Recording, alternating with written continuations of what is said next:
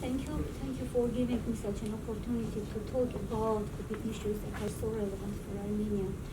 The events of last summer, especially violence against peaceful demonstrations and specifically targeting journalists, have been overwhelmingly condemned by the international community members.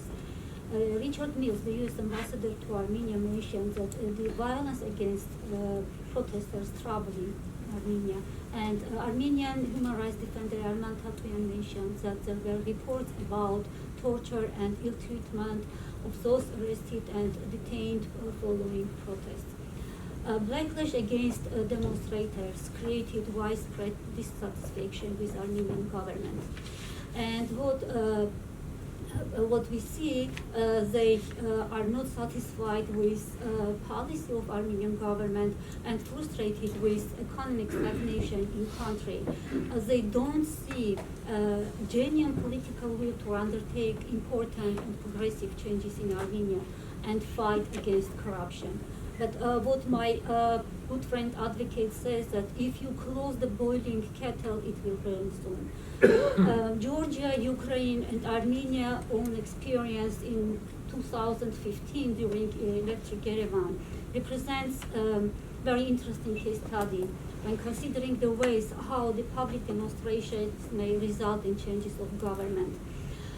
In the better functioning society where political parties are able and or willing to make changes in the country, this type of events eventually are channeled with the list of demands, the progress of which is monitored and supervised by the representative of protesters. But historically and currently in Armenia there is very low trust toward political parties and political institutions, and they are perceived as not willing or not able to fight for progressive changes in Armenia.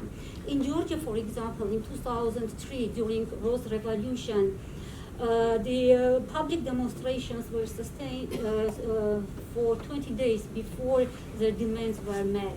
And similarly, in Ukraine, the public demonstrations grew as a result of disproportionate violence against the demonstrators. Actually, it was warlike violence, which is unlikely to be replicated in Armenia.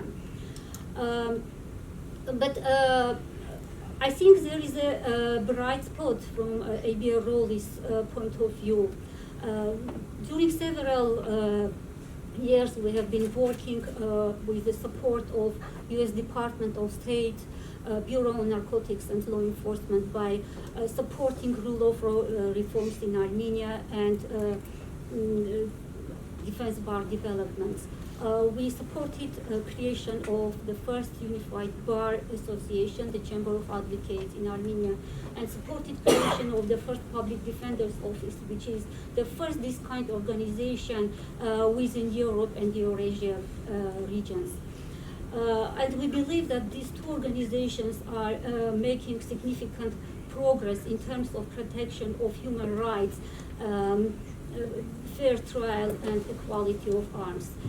Because of its unique role and public defenders' unique role in protecting the rights of indigent and vulnerable population of Armenia, they have been called as the first-line defenders following these protests, and actually they defend 16 accused from 60.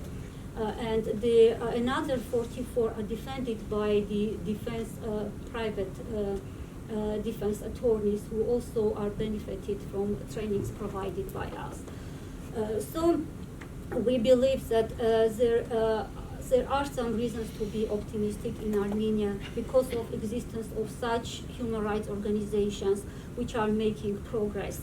And the organizations will benefit from getting additional funding from international organizations, which will help them to increase their ability to provide legal services to Armenian population. Historically, Public Defender's Office has been under-budgeted and overburdened with a huge workload, which would lead to the low quality of legal representation. But due to our efforts and slowly but increasing funding from government, they also made significant improvement in their work. And now they are earning public trust, which eventually we believe would lead to the increased trust to the criminal justice in general. Another reason to believe that we should be optimistic about Armenia, that they are educated, smart, open-minded young people in Armenia willing to fight for their rights and support progressive development in Armenia. But unfortunately, some educated young people leave Armenia. That's why we believe that support should be provided to those organizations which work with a young population.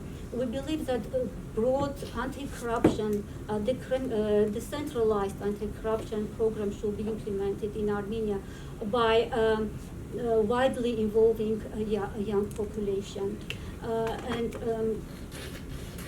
I think another reason to be optimistic about Armenia that a lot of international organizations, Armenian diaspora, and professionals in international development work are deeply concerned about Armenia, and that's why we are here today in this room. Thank you. Thank you. Thank you so much, Hasmik. Thank you for, Hasmik, for first your work on the ground, and secondly, to give us some reason for optimism. I know that I'm sure the public defenders are working in a very difficult environment. I think it was important to hear the United States support for these type of initiatives and training. It is a long-term commitment, and I think one of the questions is the ability of the trained people to work in an environment in which they're able to proceed consistent with rules that are reflective of the rule of law. And I would imagine that is quite challenging for them, very challenging. Yeah, but I would say, for example, currently there are 6 criminal cases initiated against police officers following this protest. It's at least something. It's I'm not saying that everything is perfect. No, that we have a lot of problems, human rights challenges in Armenia, but let's hope for a better future. Great, thank you.